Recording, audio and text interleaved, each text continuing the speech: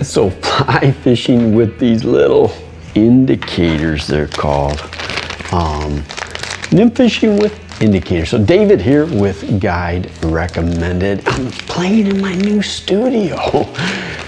Really rough right now. But anyhow, you saw a little brownie I caught. I thought I would show a little fishing casting and then jump into close-ups of that setup. I've been kind of adjusting my setup for indicator fishing the last year or so, really kind of trying to get something that works in most situations.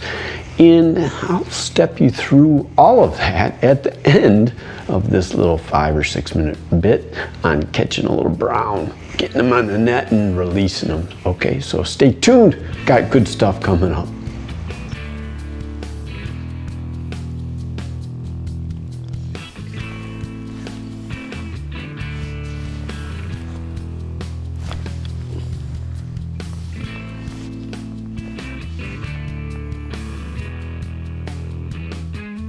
Finally hooked up. Not sure what.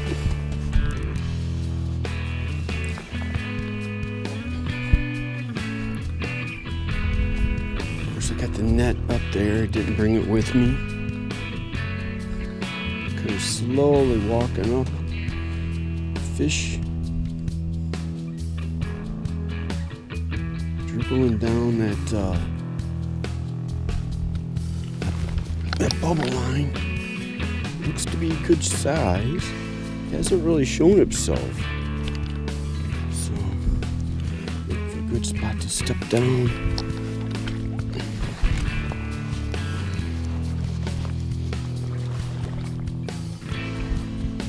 Little rainbow. Felt good.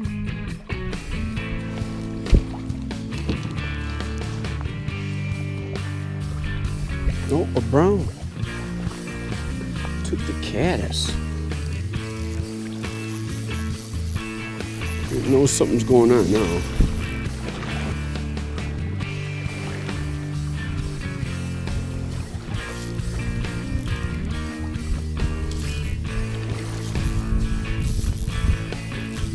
Of course, monkeyed with my drag.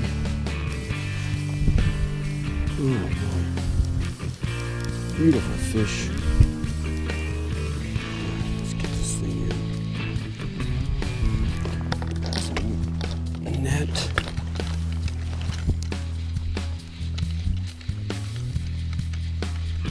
On the caddis. On the caddis.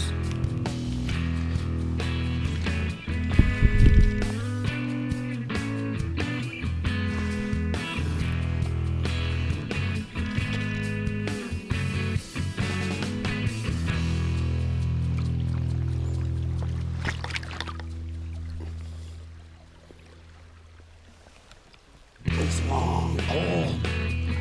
Makes it hard.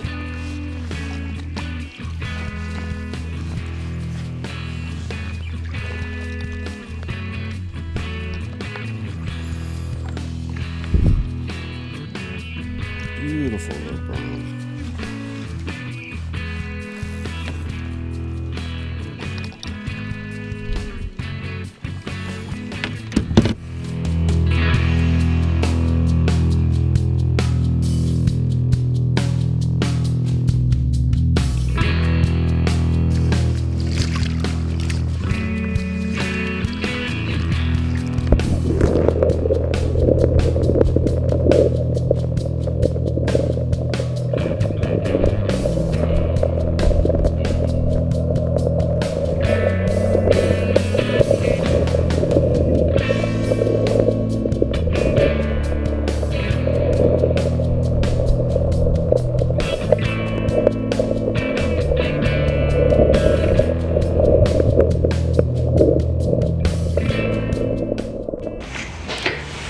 I want to remind you that, in fact, I'll show it on the screen. I have a class. A lot of what you're seeing is the kind of stuff that I teach in my class, How to Fly Fish. How to Fly Fish. I don't even know how I was lucky enough to get a name and a domain called How to Fly Fish. So if you go there, There's a workshop, video workshop, free. What else do you get? You get a download PDF that steps you through gear, not really selling anything, just trying to teach some good stuff. So dry fly workshop on a video along with a download PDF that kind of goes into how to set things up, how to learn how to dry fly fish, how to set up that rod, how to do some basic casting. So jump into that if you get a chance, link in the description. All right, we're going to jump into some close-ups on the setup I use for nymph fishing with indicators. So variety of different indicators that are out there. I've been kind of honing in on something that I think is really versatile. A lot of other people use a similar setup, but we'll step through this. I'll show you, describe to you why it's so versatile, and kind of show you what I actually caught that brown trout on, okay? Let's do some close-ups. What do I use for my indicator fishing with nymphs? So 7-weight rod. This guy is a 7-weight. It's actually a 10 foot. It's actually like a 10-foot 3-inch Winston. 7-weight, long, and you'll see in that video the struggle netting that fish, more because of that long rod. It's kind of hard to get that thing stretched up around and reach out, even with a long handled net. So I used to sell reels for quite a long time, River Traditions reels. So loop on there. So I will start out with fluorocarbon. Now I use just a straight fluorocarbon line. I don't necessarily go into a tippet. 15 pound. I will measure off about 4.5 feet. Now that's before I start putting knots in it. We're going to end up with something about 4 feet that allows me to adjust the indicator just a little bit. So we'll lose about 6 inches with knots and stuff. So double surgeons here at the end, double surgeons loop, right? Trying to make this nice and small. And then we will loop the loop, connect it onto our line. Usually at this point I got my glasses off. Tighten that guy down. I don't like how that knot turned out, but it's not as nice and tight as I'd like. All right, double surgeon's new knot. You can also put, a perfection loop, right? So we do this through, right? Wrap it, handshake knot, I guess they call it, but loop to loop knot. There you go. Pull that guy through. So we got our loop to loop, right? The other end, before you put that on, we're going to put our indicator on. I like going red up, so red is on first. This is fill, right? And then onto this guy, I will put, again, either some 8-pound fluorocarbon, or I'll go into some 2X fluorocarbon, right? Since I got this in my hand, we will cut off. Now, this is really very, very much current dependent and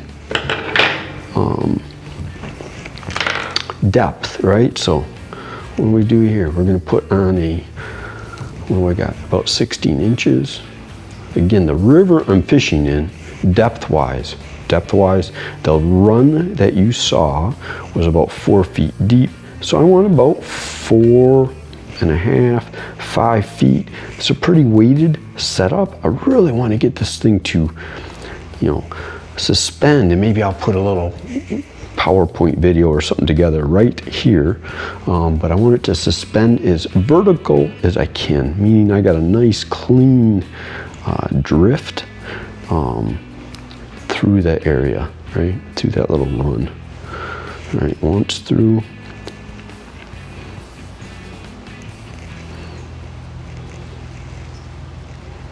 It's always nervous on camera, tying knots.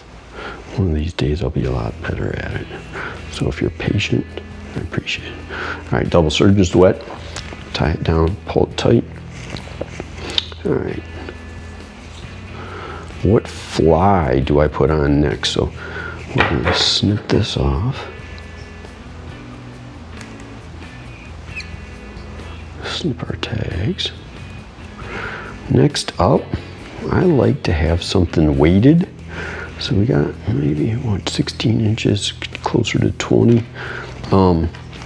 This is a green caddis with actually a tungsten bead. So this guy's kind of a heavyweight. This is kind of a heavyweight.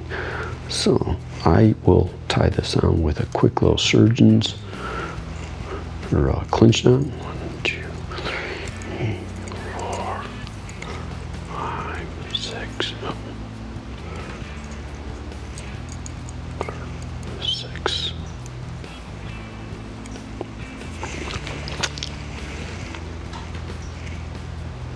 Draw that guy down. All right. Trim off our tag. What next? Okay, here's some controversy, but I tend to get a lot of hookups with this. I will run a bead. I will peg a bead. I think these are about 8 millimeter, 6 or 8. All right, let's put a dropper on. So we're gonna go to a 3X or a 4, one or the other. You know what, 4, let's go 4. That day I was actually running this material, a 4-pound fluorocarbon, right? Again, this is just a straight fluorocarbon, and I had about 16 inches of that pegged egg off the end. Loop it over.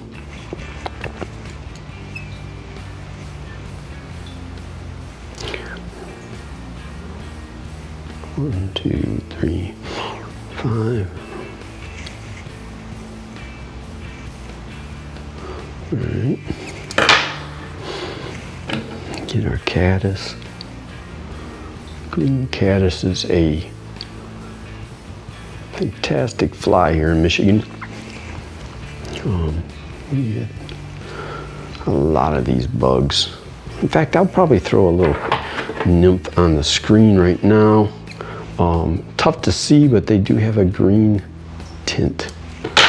There's our dropper on our tungsten bead head. That is, all right. Pull that guy through, push it, drop it on. Again, this is pegged, so we need a hook. Relatively small. Some folks, if it was salmon, I would not run this size, but this is a 10.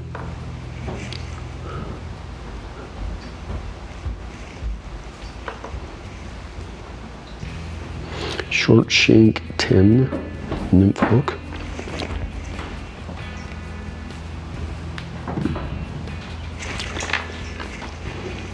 Tie that guy on. Okay, where do you peg this guy?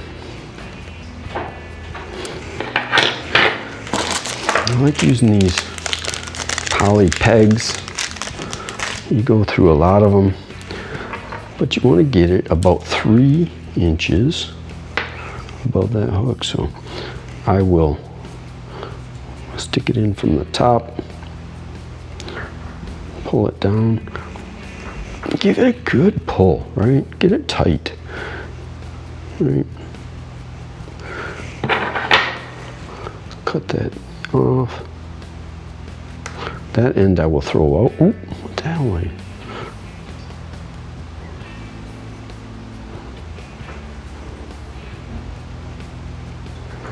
All right. All right. Now usually I can get 2 pegs. So that is my peg. I'll put a link to these eggs and these pegs in the description. Work real nice. So about 2.5, 3 inches from that hook. That is about 12, 16 inches from that tungsten bead head. Onto that we have about another 16 to 20 inches. If the current needs it, I will, above this knot, add a little bit of weight if needed, right? Don't bite lead, okay? Just a little thing. If you fish with lead or something like that, in fact, I suggest not fishing, but don't bite it. Use your hemostats or your scissors, all right? I'll add a little bit of weight right there. And then peg my indicator, right? So I want to add, I like adding in that current that you saw, I like adding about 1 foot. So I want to get, when I say 1 foot, depth of it, I want my lead fly, right? I want that to be dribbling on the bottom, right? Touching those rocks occasionally. So, in fact, I would go, you can't see this, but I'm only about 3 feet. I would end up, this is the adjustability, right? Take that guy off. Because I got a fairly good size 3/4 inch weight or indicator, I can float a lot with this, right? When I say float a lot, if I got a lot of weight on this line, this fill will float a lot of weight. So to my weight, 3 feet, and then to my fly, another 20 inches we talked about. That is my indicator setup. So hey, I really want you to subscribe. Coming up, I have a bunch of flies from Ventures. These, I bought them. These, it's not like I'm sponsored in any way, but I thought, you know what? I need to give some good recommendations to folks that are not fly tires. So I spent $150 on flies. Both of these kits looked, at least online, to be a really good kit. I will be digging into these, talking about uses, talking about the quality, talking about the flies that are contained within. Thanks.